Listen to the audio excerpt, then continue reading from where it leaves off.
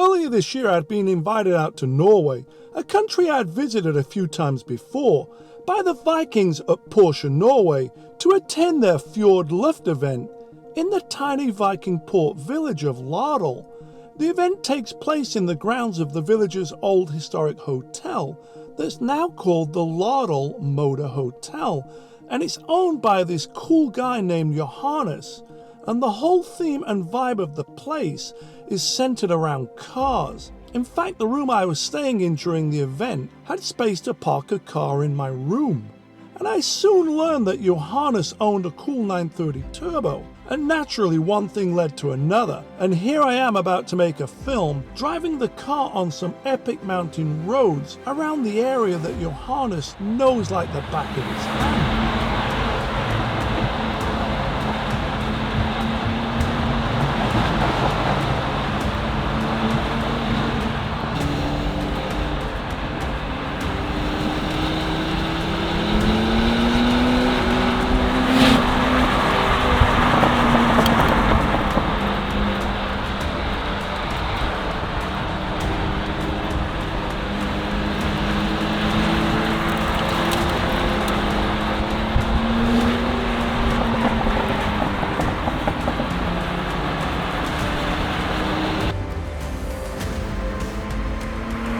Naturally, one of the places I had to visit was the black medieval wooden Borgundstave church, built around 1200. It certainly is an impressive place, nestled by the river in the fjords.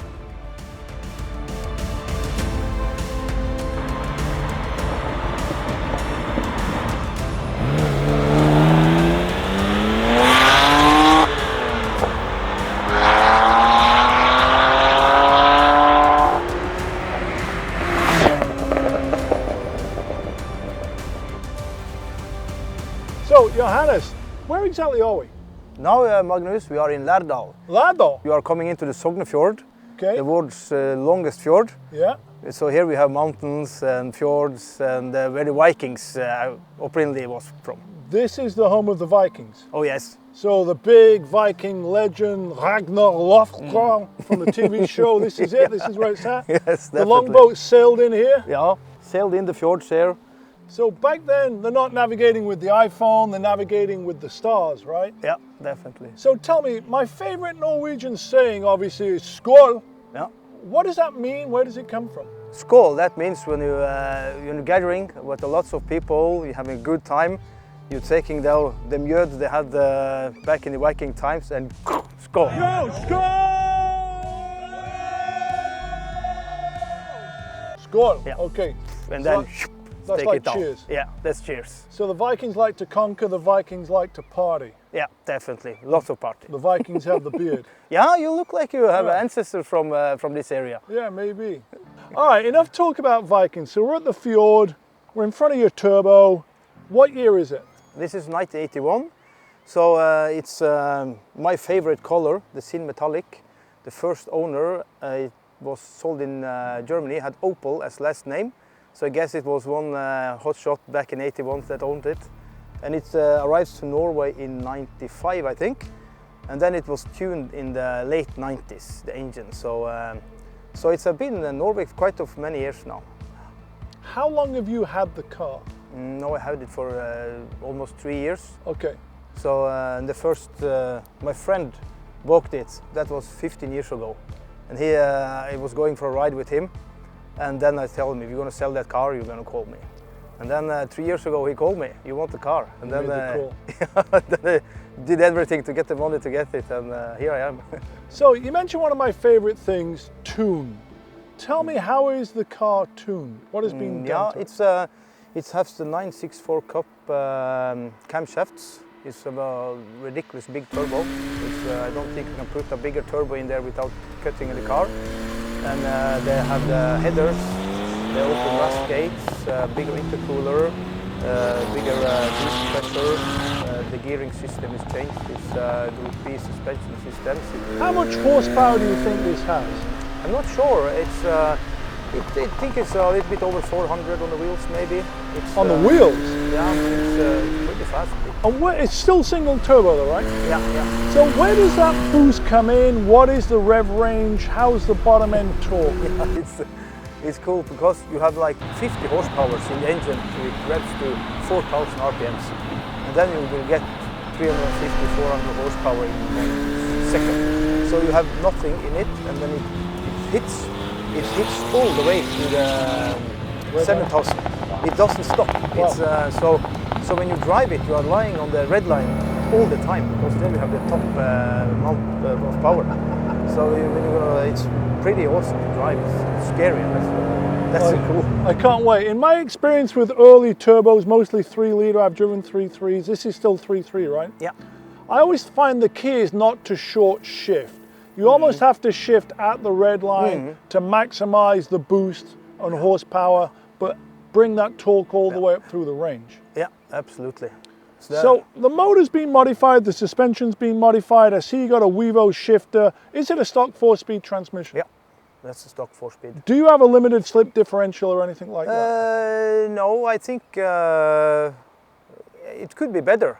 It's a little bit, but when I'm gonna drift it real out in the corners, I noticed it's not always taking the both wheels in the rear there. Yeah, it's a little bit, but not too much. Is this the first turbo you've owned, or have you owned more turbos? Yeah, I had 964 turbo that was built to 993 GT2 in looks with 6-speed gearbox and good with horsepowers and suspensions. And I have the 996 turbo I had before. So, but this 930 turbo is for me the first ride I had in it, and this turbo lag, this insaneness in the car. No race car driver in the world can write on the paper on you, this is how you're going to drive this car. You have to figure out yourself, and when you figure it out, geez, you can drive fast.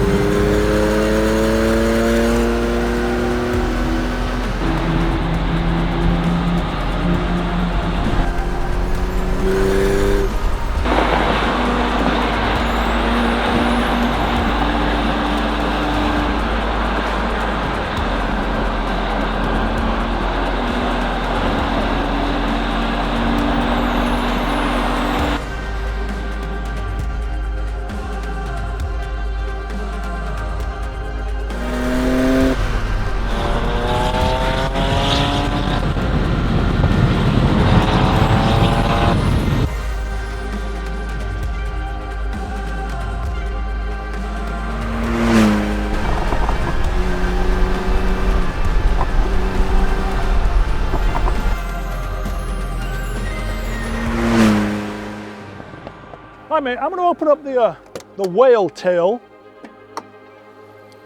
Did the Vikings catch whales? I guess they must have done, right? Yeah, they have to do that. Living on whale meat and stuff like that. Oh yeah, definitely. This is one of the sexiest rear ends of all time. This for me is the poster car on the wall. You obviously have a dose of turbo fever also. Oh yes. What I like about you, and I've only just met you, is you're a little bit like myself. Dirt don't slow you down. Yeah. I notice this car's got everything I love. Character, patina, dings, chips. Tell me how you feel about that. It's the way I like the cars, because if you have it freshly repainted, restored, you know, the first stone shape, oh my God, you know, that's not the issue with these cars. It's going to be driven, and I drive it as much as I can. I wash it when I only have the time, some hours working or driving. So built to be driven, driven hard, but looks like it's maintained. Definitely maintained. We did a big job on it. I work on my cars myself. I have a workshop, so I'm building cars and everything, like from that are crashed or things like that, or not so good maintained. So this one we did. If you looked where you lived with it tonight, it was not one single oil drop under the car. Oh, so okay. that's so good. Does that mean there's no oil in it, or it just really doesn't leak? It's empty. What is going? So you think you've got approximately 400 horsepower here? Yeah, something like that. So wow. And the turbo with the free vast gate and exhaust makes a fantastic sound. So when you sometimes you backfire flames coming out? Yeah. An overrun? And which have also original roof. So tell me about the original roof bumper. I assume that was on the car when you got it? Yeah, when we worked on it, I take it off, and back in the bumper, it was a plate roof 37. Oh, awesome. Yeah, so it's a original part that probably you can buy in the 80s, 90s. So you're running headers and a twin pipe. Yeah. Do you have any heat in the car? No. No heat? No heat. We're in Norway, Yeah. it gets cold, there's 20 feet of snow, you don't have any heat. No, I don't have. I put a big hat, Big gloves hat on. or something, but you're going to be active anyway, so Yeah, you don't yeah. want to freeze in this You're car. going to be working up a sweat. All right, so tell me about the wheel and tire combo if you can a little bit. Yeah, that's original. Okay, It's in the front, it's actually spacers, okay. the wider out, so I'm not sure about if I should have the spacers in the rear to make it a little bit You wider. do have but plenty of room, and you could almost probably go a 275 tire, I bet. Yeah, With yeah, a slightly stickier rubber to harness all that power. yeah. But it sounds to me like you like sliding around the corners a little bit. I like it. It's you have so many hairpin turns around here on the mountain road, so it's we are not driving so fast, but we are driving very, very active.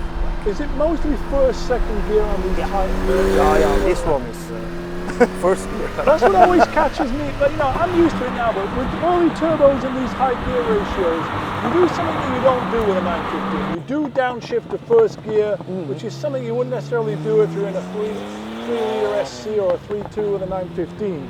But that's what's the challenge with turbos. Separate of boost, you always got to manage the gear ratio you're going to be in. Otherwise, if you're in second gear doing 20 miles an hour coming out of that corner, you're going nowhere. Yeah, it's nothing going to happen before you are going to the last corner and you can drive an old Beetle instead. Yeah. Hey, you know, I always say these things are all Beetles anyway, so Yeah. let's quit talking about it. Let's just go get in the car, go for a drive. I'm in. All right, let's do it.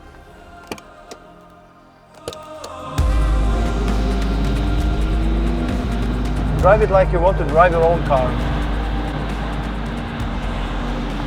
The newer cars, we have to drive so extremely fast to get really adrenaline out of the car. These older cars, you don't have to drive so fast to really feel it. Tell me more about that feeling of the older car, i.e. this, versus the newer Porsche. It's no power steering, feel like you don't have power brakes either, you know, it's if it lets go, you have to feel when the tires, you have bigger rubbers on the tires, you have to feel when it's starting to let it go, you're starting to feel the edge on it. And it's pretty much like you have to be super focused. What is your favorite thing with the 913? You described it. Yeah. I mean, it's pretty much the same words. You really do have to work at it. You got to think, right? You know, you got to, like you say, don't short shift. You really, you know, second gear is good for 90 miles an hour. So on this road, we don't really need third. No. Especially if we want to do, you know, a quick little boost up like this, and then a dive in. Like, second is perfect for that. How often are you in the passenger seat? Almost never. You feel different? Yeah, I feel really, I feel that you have done this a few times, I can Well, say. not on this road. This road, I think it's pretty. You got to get in a flow, you know? Yeah. I'm really impressed how good you are driving, because you have never driven this road and you drive it like you have driven it many times. So very impressive. Well, thank you very much.